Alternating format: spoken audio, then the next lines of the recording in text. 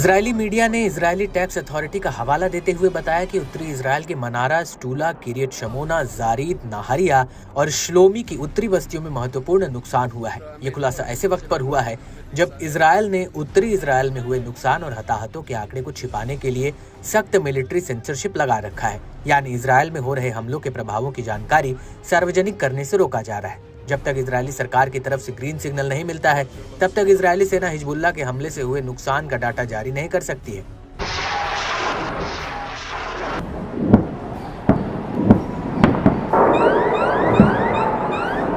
दरअसल लेबनान में इजरायली सेना की घुसपैठ से हिजबुल्लाह लड़ाके भड़के हुए हैं। वो रोजाना सैकड़ों मिसाइलों, रॉकेटों और ड्रोनों को दागकर हालात को गंभीर बनाए हुए हैं, जिससे उत्तरी इलाकों में बस्तियों में रहने वाले लोगों का जीना मुहाल हो गया है। इजरायली सेना अब तक उत्तरी मोर्चे पर हालात को काबू करने में विफल रही है।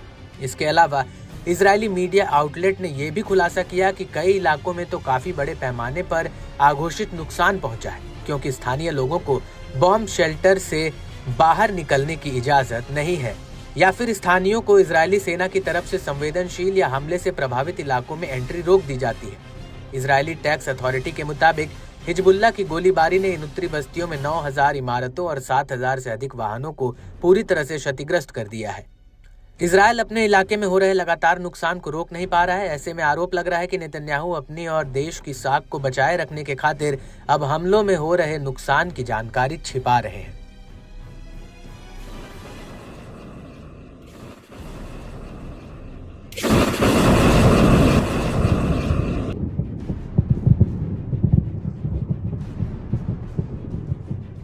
इस बीच इजरायली अखबार येदियोत अहरोनोत ने माना कि किरियत शमोना में विनाश बहुत बड़े स्तर पर हुआ है। अकेले क्षतिग्रस्त स्कूलों की मरम्मत में 4 महीने लगने की उम्मीद है। इतना ही नहीं, लेबनान के साथ सीमावर्ती कस्बों में करीब हर इमारत क्षतिग्रस्त हो गई है और अधिकांश घरों को रिपेयर या तोड़फोड़ कर फिर से बनाने की जरूरत है।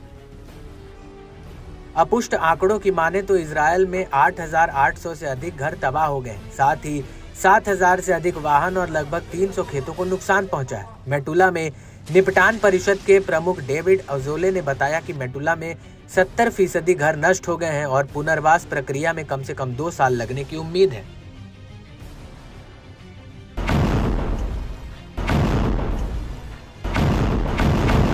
इसके अलावा एक एक्सपर्ट ने दावा किया कि हिजबुल्लाह का ध्यान सुरक्षा और सैन्य उद्योग सुविधाओं को टारगेट करने पर है, जिसके कारण उनमें से कई बंद हो गए हैं और इजरायली सेना को बैरक और ठिकानों को खाली करने के लिए मजबूर होना पड़ा। एलबिल्ट, राफेल और अन्य कारखाने हिजबुल्लाह ड्रोन के सीधे हमले में आ गए, यानी पूरी तरह से तबाह हो गए। इसलिए उन्हें बंद कर दिया गया और उनके ऑपरेशन को सेंट्रल इजरायल में शिफ्ट कर दिया गया। इससे लगभग 200 लोगों को नौकरी से निकाल दिया गया, जबकि यहाँ आमतौर पर 650 से अधिक कर्मचारी काम कर अपना गुजर बसर कर रहे थे। ये घटना इजरायली मीडिया रिपोर्टों के कुछ समय बाद आई है, जिनमें बताया गया कि उत्तरी बस्तियों में कुल नुकसान 5 बिलियन शेकेल से अधिक हो गया है, जो $1.3 बिलियन से अधिक के बराबर है।